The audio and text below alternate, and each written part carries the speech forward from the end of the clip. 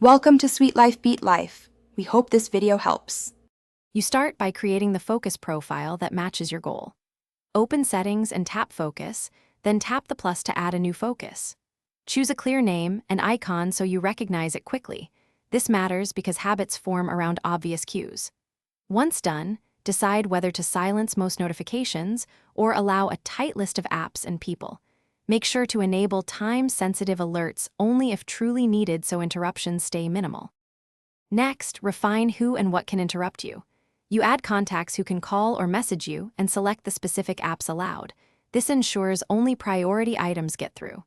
Once configured, choose home screen pages to hide distracting icons and set a lock screen filter so widgets and banners stay minimal. Also schedule or use automation. Set times, locations, or app triggers to turn focus on automatically. This prevents manual toggle. Finish by enabling share across devices so the same focus applies on your iPad or Mac. This keeps interruptions consistent.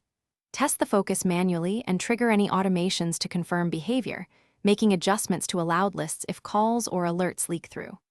If it fails, make sure Do Not Disturb isn't conflicting and verify focus filters on mail and messages.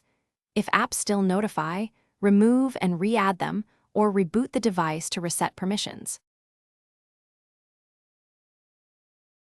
Thanks for watching. Consider subscribing if we helped you.